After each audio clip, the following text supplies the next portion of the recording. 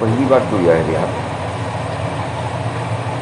کہ جو حکم اپنے اوپر لاگو کیے ہو یا جن حکمن کے تحت تم اپنے آپ کا چلا رہے ہو، اس سارے حکمن کا تو آپ جاؤ بھول،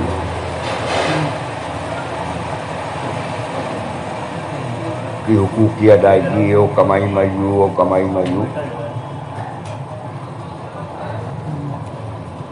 ان کا تو جاؤ بھول. لیکن یہ بھول پئی ہو نا، پیدائش سے لے کے آج تک کے ہم یہی سنت چلے آ رہے ہیں، یہی پڑھت چلے آ رہے ہیں کہ اللہ کے یہ حکم ہے اور اللہ کے یہ حکم ہے، ایسے زندگی گزارنا چاہیے، ایسا ان کے ساتھ معاملہ کرنا چاہیے، ایسا ان کے ساتھ. یہ تمام باٹن کا چھوڑے پڑی ہے آپ کا، اور اگر اس کا چھوڑنے کے لیے آپ نہیں تیار ہو تو آپ اپنے رب تک پہنچ بھی نہ پائی ہو. پہلے ہے اپنے رب تک پہنچنا، اور جب وہ پہنچ رہی ہو اس کے بعد اب ہمری ذات سے جو ربوبیت کا معاملہ جو کا ہمری ذات کے ساتھ جڑا ہوا ہے، اوپر اپنے آپ کا لانا.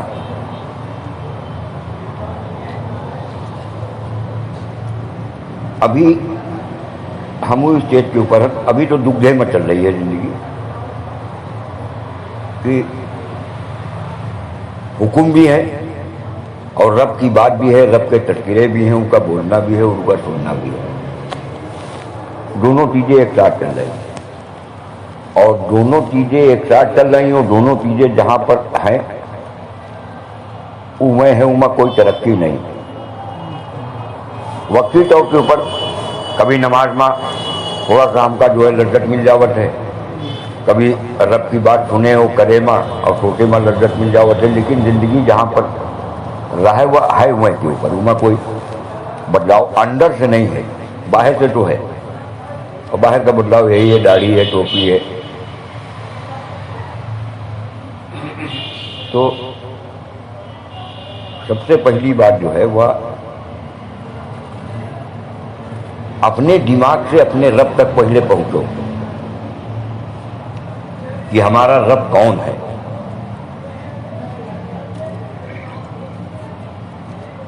نہ حافظ جی کی آپ کچھ بتاویں مانو، نہ ہمری مانو آپ، نہ قاری صاحب کی مانو، نہ ندیم کی مانو، آپ کو کسی کی نہیں ماننا ہے.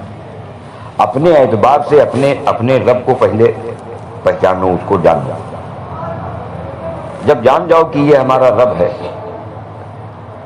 تو جب وہ رب ہے تو ہماری ضرورتیں پوری کر رہا ہے. اب دوسرے نمبر کے اوپر یہ ہے کہ اب ضرورتیں اسی سے پوری کراؤ. بھائی دو چیزیں ہیں، ضرورتوں کے پورا کرانے میں جب آپ آؤ گے تو ابھی بھی ایمان آؤ، کوئی ارکان نہ لاؤ، کوئی حقوق نہ لاؤ.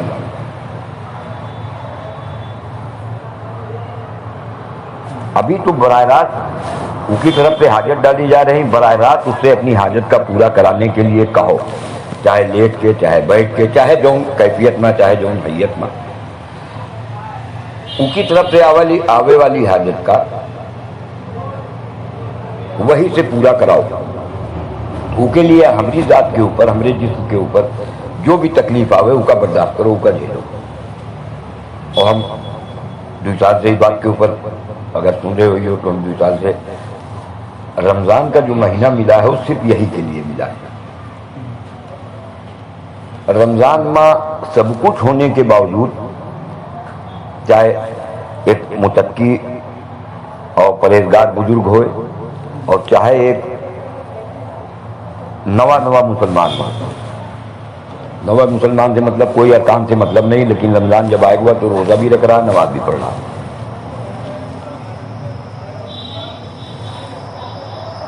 نہ روزہ مقصد نماز کے لیے ہے، نہ تراویح کے لیے ہے، نہ تلاوت کے لیے ہے، کچھ نہیں.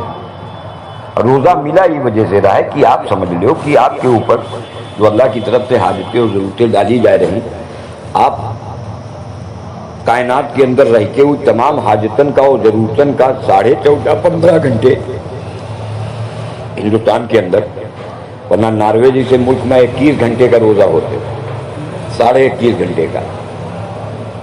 وہاں مغرب کی نماز 10:30 بجے ہوتے، افطار 10:30 بجے ہوتے ناروے میں، اور 10:30 11 12 12:15 پر عشاء کی اذان ہو جاتے ہیں، 12:15 پر. اور عشاء کی اذان کے بعد آدھے گھنٹے کے بعد فجر شروع ہو جاتا ہے. گوگل پر جب ناروے کی وہ دیکھیو تو آپ کا پوری ترتیب ملی ہے. مطلب 2.5 گھنٹے خالی مغرب و فجر کے بیچ 2.5 گھنٹے کا وقت ملا تھے. باقی 21 گھنٹے آدمی روزہ رکھا تھا. روزہ رکھنے کا جو مقصد ہے وہ یوں کہ تم یہ بات پر غور کرو کہ یہ 21.5 گھنٹے یا ہندوستان کے 14.5 گھنٹے سب کچھ کے بیچ میں آپ کے اوپر جو بھی ضرورت ڈالی جا رہی ہے آپ ان کا پورا نہیں کر رہے ہو. ارے کر رہے ہو، پیاس اللہ بھیجی پانی پی رہے ہو، آپ گھر میں کوئی نہیں، اکیلے ہو آپ کمرے میں، اور شدت کی آپ کے پیاس لگی ہے، آپ پانی نہ پیو. کوئی مسلمان جو روزہ رکھا تھے وہ کرا تھے یوں کام، کھانا کھائے لے، دوا کھائے لے، کہے نہ کہیے. یہی مقصد ہے رمضان کا کہ سب کچھ ہونے کے باوجود حلال یہ ساری چیزیں ان کا حلال بھی مان دو، ہر چیز تمہارے لیے حلال، کھانا حلال، پانی حلال، سب حلال، لیکن یہ حلال کا بھی آپ استعمال نہیں کرتے ہو. کاہے روزے سے ہو، کیوں نہیں استعمال کرتے ہو؟ تو اب اس پر ذرا سے آپ غور کرو کہ 14.5 گھنٹے آپ سب کچھ کے بیچ میں رہ کے ساری حاجتیں آئیں لیکن آپ برداشت کیو اور آپ کسی چیز کا استعمال نہیں کیو. اگر یہ بات ذہن کے اندر بیٹھال کے ہم اپنے رمضان کا گزارن روزے کا رکھن یہ بات ذہن میں رکھتے کہ اصل ہی کا امتحان روزے کا وہ عید کے چاند دکھنے کے بعد ہے. پھر جب 14.5 گھنٹے روزہ نہیں ہوا، اب وہ 14.5 گھنٹے جو یہاں آپ رمضان میں ایک پریکٹس کیے ہو، یا پریکٹس آپ رمضان کے بعد 11 مہینے اتنی اگر آپ نیت کر لو کہ 14.5 گھنٹے اللہ کی طرف سے جو بھی حاجت و ضرورت ڈالی ہے آپ اس کا استعمال نہ کریو. جب حاجت یہ ہے اپنے رب سے کریو. ہم تو یہوں نے کہا کہ آپ نماز کے لیے کھڑے ہو جاؤ اللہ کے سامنے نا، کیونکہ نماز ہمرے تمرے ہم تم پڑھ کے آئے ہیں، ہم تم سن کے آئے ہیں. تو نماز جیسے نماز کا لفظ آوت ہے تو ہمارے سامنے نماز کی حیت آ جاوت ہے، رکوع سجدہ قوما. اور حالانکہ قرآن و حدیث کی زبان میں نماز ہے نہیں کہیں، نہ قرآن میں ہے نہ حدیث میں ہے، وہاں ہے صلاۃ. اور صلاۃ کے معنی انگلش میں اگر دیکھیو عربی انگلش کی ڈکشنری میں تو صلاۃ کے معنی ہے پریئر. ہندی کی ڈکشنری جب اٹھائے کے دیکھیو ہندی اردو عربی کی تو عمر صلاۃ کے معنی تم کا ملیے پرارتھنا. مسلم جو مسلمانوں کی لکھی ہوئی کتابیں ہیں، جو مسلمانوں کی ایجاد کی ہوئی زبان ہے جیسے اردو، اگر اردو عربی کی ڈکشنری میں آپ دیکھیے تو جب صلاۃ کا لفظ صلاۃ کے جب معنی دیکھیے آپ تو یہاں تم کا لکھا ملی ہے نماز. باقی کسی ڈکشنری میں دنیا کی کسی بھی زبان میں صلاۃ کا نماز نہیں کہتے، وہ کہتے ہیں پرارتھنا کا، دعا کا، پریئر کا. ہمارا رونا یوں ہے کہ ہمارے تمہارے سامنے وہ 1300 سال سے جو بات چلائی گئی وہ اندر اتر چکی. جیسے نماز کا نام ہی ہے تو ہمارے سامنے رکوع سجدہ اور سورہ فاتحہ اور تحیات اور یہ ساری چیزیں آ رہی ہیں. تو صلاۃ کے قائم کرنے کا حکم ہے. اللہ سے اپنی ضرورت کو پورا کرانے کے لیے اللہ نے جو اپنے بندوں کو حکم دیا ہے وہ یہ ہے کہ صلاۃ کو قائم کرو. کیا مطلب صلاۃ کو قائم کرنے کا؟ جو حاجت ڈالی گئی ہے اس ضرورت کو پورا کرانے کے لیے آپ اپنے رب کی طرف متوجہ ہو جاؤ. لیٹے ہو، بیٹھے ہو، سواری پر ہو، سفر میں ہو، ہمارے تمہارے سامنے رکوع و سجدہ پھٹ سے آ جاوت ہے کہ نہ رکوع سجدہ نہیں، حاجت آئی ہے رب کی طرف متوجہ ہو. اب وہی حاجتن میں جتنی بھی چیزیں دنیاوی اعتبار سے جن سے پوری ہوتے ہوئے خدا دکھلا رہے ہیں اس تمام چیزوں کا خیال بھی نہ ہوئے. یہ صلاۃ کے قائم کرنے کی جو پہلی بنیاد ہے وہ یہ ہے کہ خیال بھی نہ ہوئے. حالانکہ خیال شیطان لے کے یہ ہے، آپ اس خیال سے نکلو، وہ خیال کا ہٹاؤ. دوسرا، رکوع و سجدے کی جو تسبیحات ہم اپنی زبان سے ادا کرتے ہیں، سبحان ربی العظیم و سبحان ربی الاعلیٰ، ای کے معنی و مفہوم کا سامنے رکھ کے ہمارے دل کا اطمینان ہو کہ ہم اپنے رب سے ضرورتیں پوری کراوے کے لیے جو کہہ رہے ہیں، ہمارا رب سبحان ربی العظیم اور سبحان ربی الاعلیٰ.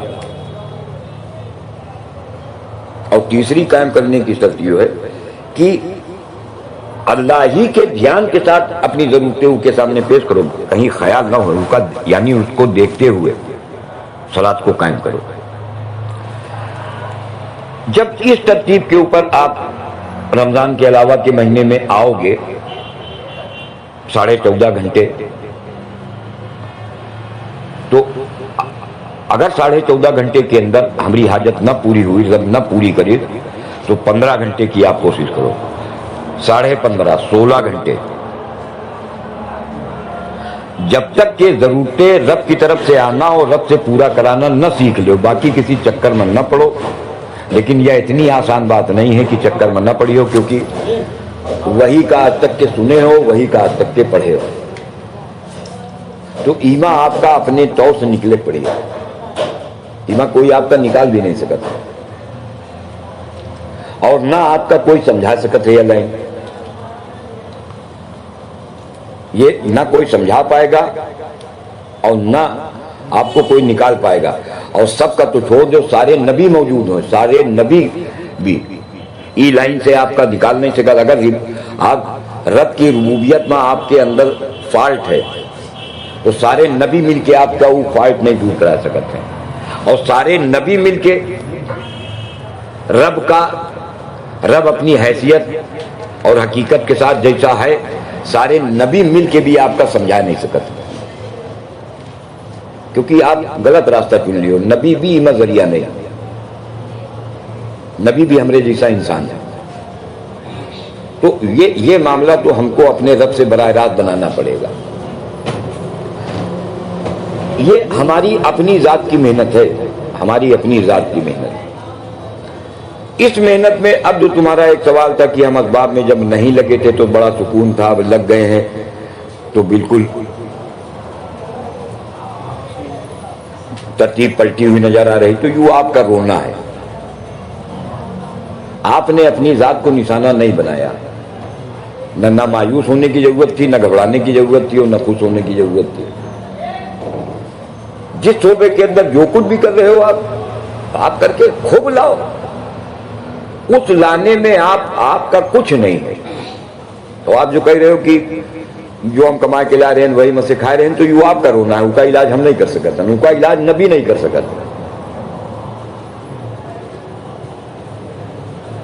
یہ علاج آپ کو اپنے رب ہی سے کرانا پڑے گا. اور سیدھا سیدھا علاج ہے کہ آپ یہ نیت کر لو کہ چاہے ہماری موت آ جاوے، ہم کائنات کے کسی بھی راستے سے اپنی ضرورت کو نہیں پورا کراویں گے، چاہے ہماری موت آ جاوے. یہ آپ کو ٹھاننی پڑے گی.